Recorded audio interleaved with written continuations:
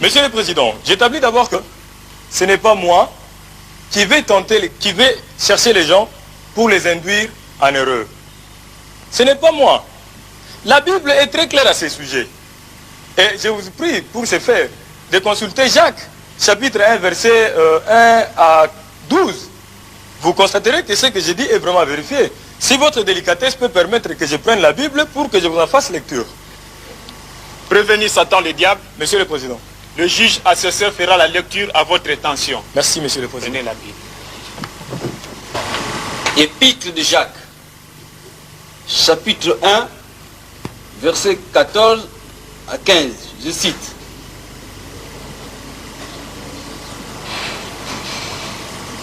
Mais chacun est tenté. Et quand il est tenté, il est attiré et pris au piège par son propre mauvais désir. Ensuite, le mauvais désir conçoit et donne naissance au péché. Et quand le péché est pleinement développé, il donne naissance à la mort. Fin de citation. Merci, monsieur. J'espère, monsieur de l'assistance, que nous avons tout suivi. La Bible dit, avec netteté, que mais chacun est tenté, non pas par le diable, mais par son propre mauvais désir. Puis son propre mauvais désir, quand il a conçu, enfante le péché. Et le péché parvenu à son terme, produit la mort. Voyez-vous que jusque-là, je ne suis pas engagé. Dieu dit, voici, je mets devant toi les biens et les mal.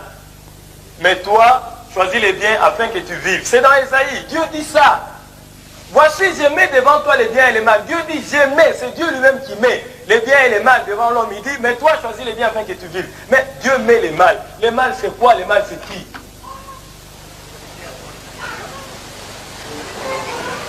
Monsieur, faites valoir votre libre arbitre. Dieu ne dit pas, réfère-toi au diable pour choisir. Il dit, toi, choisis, c'est un impératif. Mais si toi, tu choisis les mal, ce n'est pas moi qui te le fais choisir. Messieurs les hommes, je me résume. Évitez de tomber dans une erreur irréparable. Vous rendrez compte à Dieu de ce que vous aurez fait de la vie qu'il vous a confiée. Et moi, je rendrai compte à Dieu de ce que je sais. Non, messieurs les hommes, vous êtes tout simplement victimes de votre mauvaise foi. Les hommes de l'époque du Christ voulaient la puissance. Les hommes de l'époque du Christ voulaient la domination. Les hommes de l'époque du Christ voulaient régner. Ils ont refusé Dieu. Ils l'ont crucifié. Vous n'êtes pas mieux, vous. Les hommes de l'époque actuelle.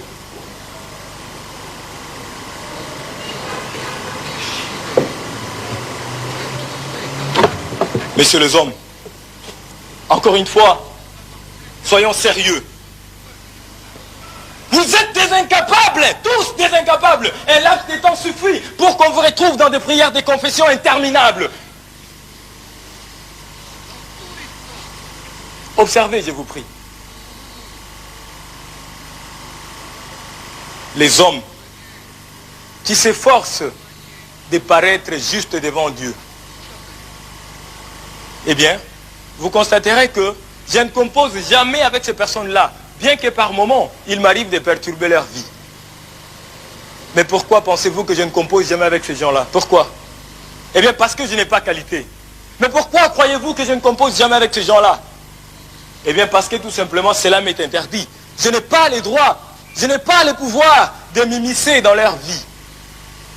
Par contre, allez chez des personnes perverses, celles qui pratiquent la magie et des choses similaires, vous constaterez que ces gens-là ont déjà eu à voir les diables et plusieurs de ces manifestations dans leur vie immédiate. Malheureusement, c'est celles des personnes perverses comme celles-là qui sont majoritaires.